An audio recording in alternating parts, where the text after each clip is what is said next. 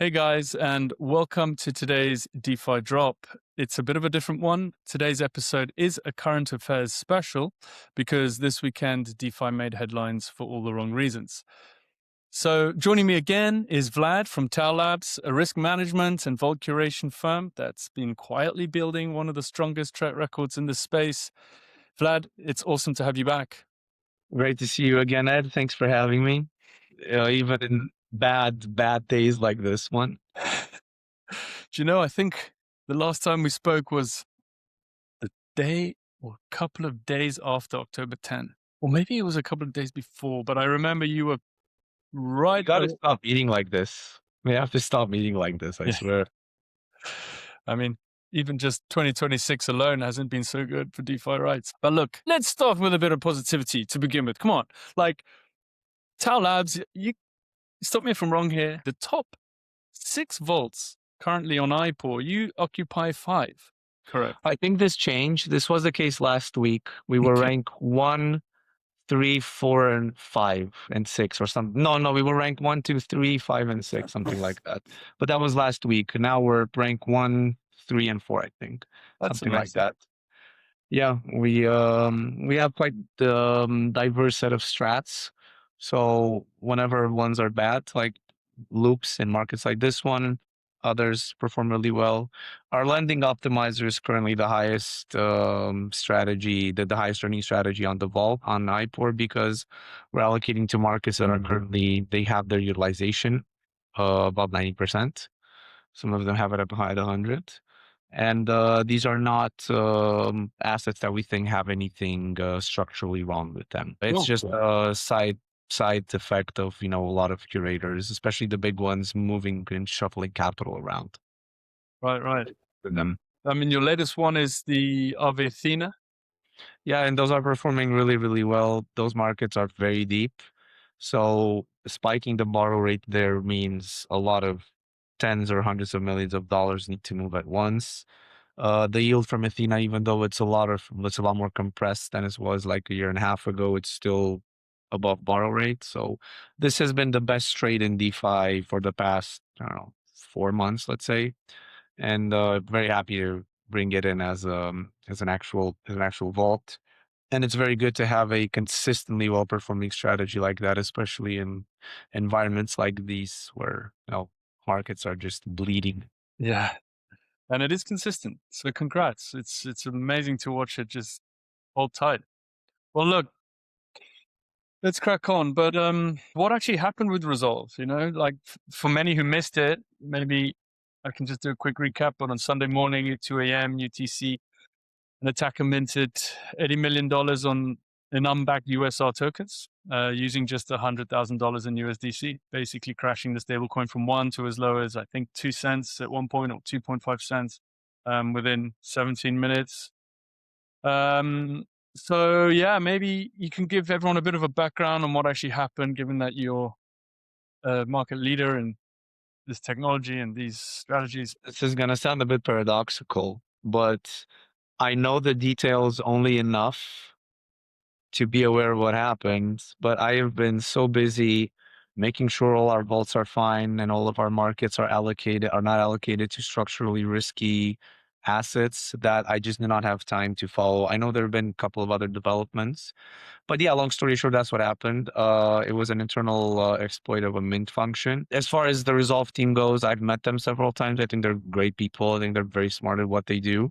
Um, this thing definitely could have and should have happened to a less good protocol, but here we are.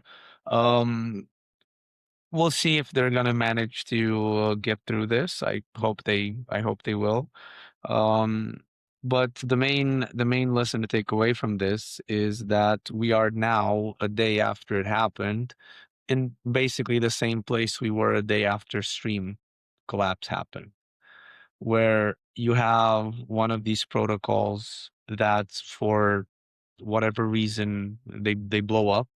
It's still unclear if Resolve will completely go away, but in Stream's case, it was relatively obvious quite early on due to the amount of losses.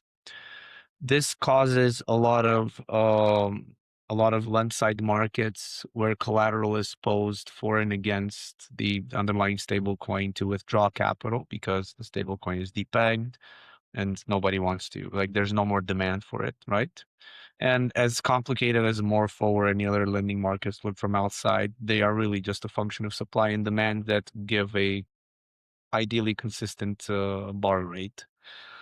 And we are again seeing large curators, especially the ones that are large and that are focused on lend side curation, reshuffle capital around.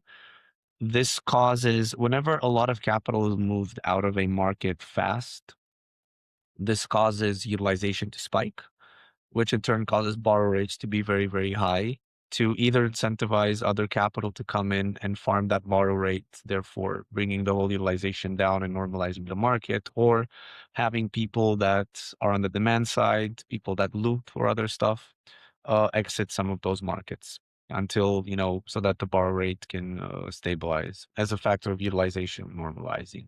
This is basically the explanation of the mechanics behind what the main stress is now. And we're kind of in the same point. I don't think it's as bad as Stream was, because with Stream you had one curator and half a curator effectively blowing up, and they were so levered up that they didn't even know where their principal was, so they kept withdrawing from every market, therefore really spreading the contagion around. I don't think this is that bad, but yeah, we do see one of the two big curators apparently got hit by this quite poorly. Some of the biggest vaults on Morpho are affected, so I'm definitely watching to see if that contagion will spread or not. It's still quite early, but yeah, that's the long and short of what happened and like the immediate aftermath and shock of it. So we've seen balancers, stream, resolve, all suffer from different kinds of failures, but without the same end result, but with the same end result. What major, well, let's say there is a major contagion risk then across lending markets. Are we actually getting better at preventing these incidents, or just seeing new variants of the same structural weakness? We're not getting better at it. Mm. And I will have a little rant here. It's because I think I talked about this previously, not with you, but um, the incentive structure within the industry is all wrong. Um, Tao, uh, we launched our first vault end of April, and no matter how good the execution was, no matter how smart the strategy was, no matter how good the risk parameters we were setting, and we've been documenting risk for our strategy since May, June last year. Um, the reality is that most people, most large funds, as much as you would want them to care, and they do on a surface level at least, really the only way to get large funds, large depositors, large protocols, and large assets to talk to you is to either have large TVL or have large APY. That's it. And whenever something like this happens, or Stream or something else, everybody is outraged and like, how? Oh my God, the protocols, how did they let this happen? The curators, how did they let this happen? The stable coins, how did they let this happen? Devs, please do something. And stuff always gets fixed a week or a month later. And then the same people that were outraged on Twitter for this, we should have better checks, are the same people that don't talk to you unless you are above a certain TVL or give a certain APY. We've seen this personally. Tao passed 100 million in TVL last week and like 80 million in actual AUM. The way large VCs and large funds and large players talk to us is very different than it was when we were at 50 mil, which was very different than what it was when we were small.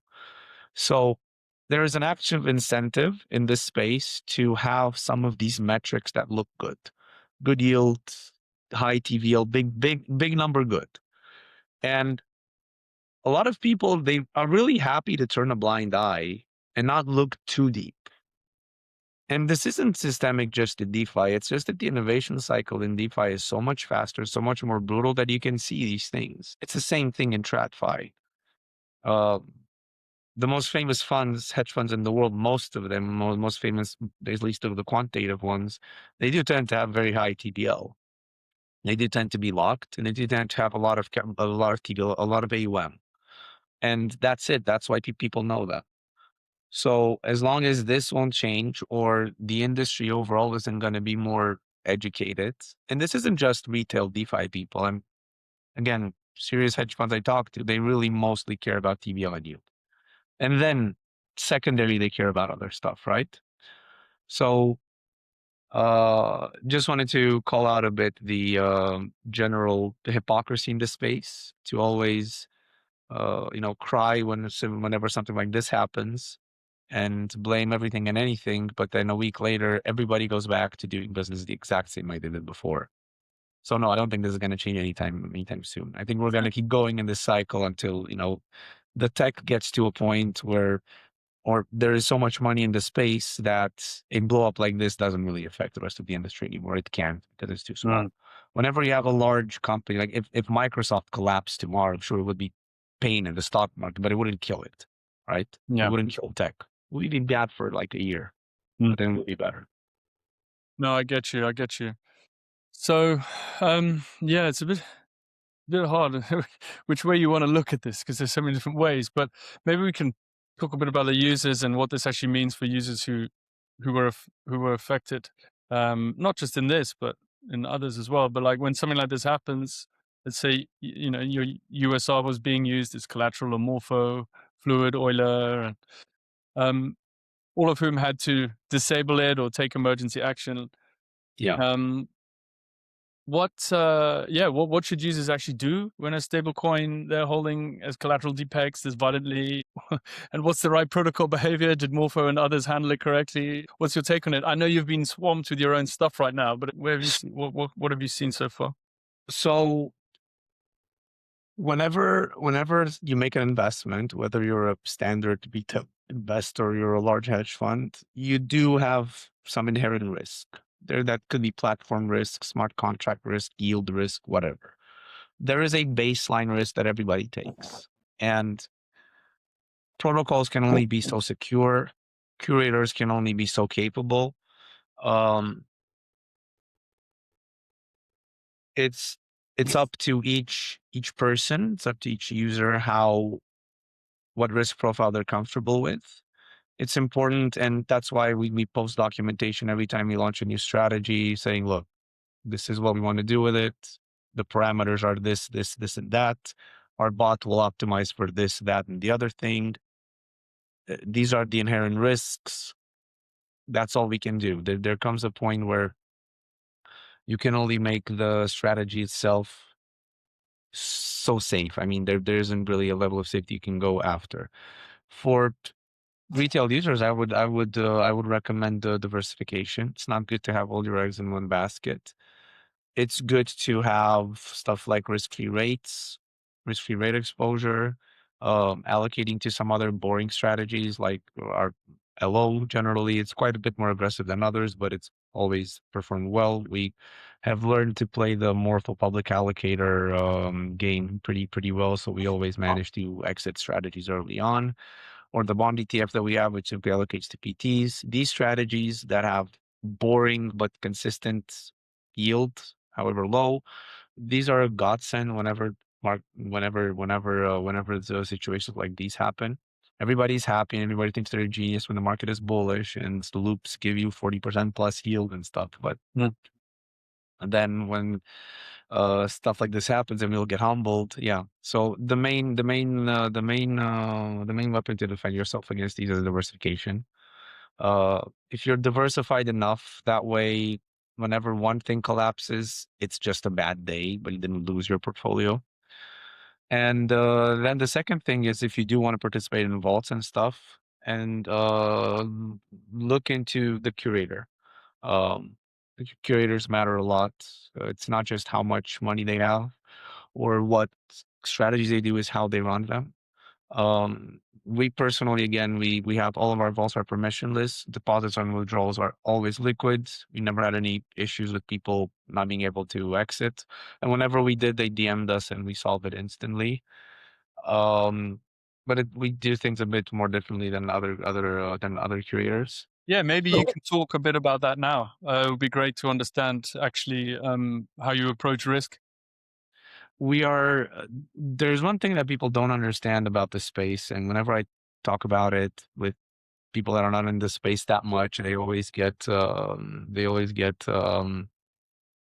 bit shocked. Um, Most curators, they're actually just allocators. So they don't have any devs, and they just have a lot of capital from some LPs, and they just manually, allocate that to some other vaults. And it's them through a multi-sig or through an EOA, they just move assets. Like you go to your browser, you open Rabbi or MetaMask, and you just move from there. On the other hand, we have actual bot infrastructure. That's how we started. We have actual automations that run in our own data cluster, in our own data pipeline. So whenever we launch a strategy, it's been tested, it works. Stuff always comes up. There are always edge cases that come up, and we constantly do updates and upgrades to the code behind to make sure that the strategy performs well and that there are no kinks. But this has been a very big differentiator for us because we've gotten at this point so much knowledge and so much know-how into being able to automate strategies fast that at this point, I don't think anybody could go to market first if they start working on the same product as us. We had that case with the Avitina loot. We were just simply earlier. I think Superland launched a week after us, but lower LTV. From what I've seen, the performance is kind of the same. But yeah, we were just first to market on it. So um, we also have internal tools and dashboards that we've built where we track these. They have alerts. I sure know my phone goes off whenever an alert is like really important for me to see. I have my fair share of nights being woken up by my messages. Yeah, I saw Rob from Infinify has, I don't know if you saw his posts today. I think they've got I can't remember the name actually. Maybe you can remember the name of the platform they use. It calls everyone's phone in the company in an emergency situation and doesn't stop calling until someone answers. Yeah, they're using. I know it though. It's not hypernative. Pager something. I can't remember. Pager, yeah, something pager, Yeah, exactly. I'll find it. I'll post it after. But yeah, yeah. Yeah. So you're just constantly wired in. I mean, I doubt you can ever switch off in this game. It is a problem. It is a problem. That's what the gym is for. But yeah, there is one more thing to talk about risk here, if I can touch on it.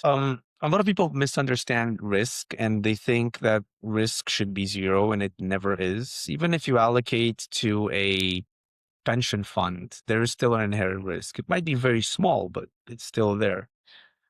And when we talk about this industry and this space, um, the tech that we use is very generally is always new. Every protocol that comes up with some new cutting edge way that they do something. Oftentimes that doesn't mean a good thing. That just means they Frankenstein together some code to do something slightly faster than their competition, and they sell it as a feature when it's actually more of a problem. Um, it's on the other hand, whenever we have these things happening, it weeds out who are capable protocols, who are capable curators, who are capable actors that can actually manage assets for good in this space. Um, and I want to also make something else clear. For Tao, we through a combination of luck and skill, depends on each one of you listening, which one do you think is more. We managed to always steer clear from stream balancer, from this. We never allocated to stuff like stream. They never passed our DD because it's a black box, and since we have everything permissionless, it was quite obvious for us that we can't really play with that. Same for Resolve. We liked them a lot. We had allocated to several of their assets and our lending optimizers, to some of their PTs in the past, I think. It just so happened now that in this week we haven't had any allocations to them. But w- one there will become one day when I think one of our strats or one of our ways will be hit, either through fault of our own or somebody else. What matters in that moment is how you respond, and it's how you can make the best of a bad situation. And I think situations like these weed out the more, not bad actors, but the ones that wouldn't necessarily prioritize, users and depositors over their own capital. Also, Vlad, I know you've got a call now. You very kindly jumped on a last minute It's engagement just for one you. of those days, Ed. It's one of Yeah, it's those been one of days. those I gotta days. do everything. Um, but look, I really appreciate you jumping on. But just to round off, what are the 3 or 4 main things that DeFi users should be doing right now to protect themselves and from protocols? What does the good operational security actually look like in 2026? You Uh, touched a bit on all this, but just to summarize, maybe the last one's a bit crazy. That's too big to summarize, but for protocols, it's a lot, and I wouldn't it's know. too much. Only allocate to assets that, at the very least, they are transparent. I'm not going to Mhm, name any names. It's not something that I like doing, calling bad people out, right? I mean, mhm. calling projects out whenever they do something I don't agree with. But make sure that all of the collateral and all of the capital backing a yield bearing stablecoin is transparent and that you can see it. Um, Keep DCAing if you want into some Bitcoin and ETH over time. This is something that will be helpful in months and years from now on. But beyond that, make sure to not have all of your portfolio in DeFi, and make sure to always look at look at the team as well. There is only so much quantitative analysis you can do in a market like this, and even we track everything. We track metrics. We take a lot of math into consideration whenever we look at an asset. But it really, at best, it helps you with like 30% of the decision. The rest really does come down to the protocol, team, who's backing it, their reputation. And the longer you've been in the space with no incidents, that's where real value and trust comes from. You mentioned at the beginning, very kind of you, by the way, that we've been building a reputation in this space. I also think we have a pretty good reputation in this space, and I want to keep it because I realize, again, as I said, one day, through fault of our own or not, something bad will affect us. And I want to have enough goodwill for people to trust that we will be able to fix whatever comes our way. Moments like these, they really humble you, and you see that even curators that are 10, 20, 30 times our size, they're also hit by Yeah. the same issues as all of us. Yeah. All right. Wise words and very, very humble of you. But also, Vlad, yeah, I just want to, for the record, just want to say that we are also huge fans of Resolve, like huge fans, always have been. Amazing Great team. team. Yeah, we work with them, got all their positions on the Explorer. They use our tech. And yeah, we're very sorry that this happened. But yeah, the DeFi community is a good, strong community that can hopefully bounce back from all this. And we see some upside for the rest of the year, hopefully. So Which I hope and I think they'll be able to make it out the other way, to be okay after all this. hopefully. Thank you very much, Ed. Thanks so much, Vlad. We'll chat soon.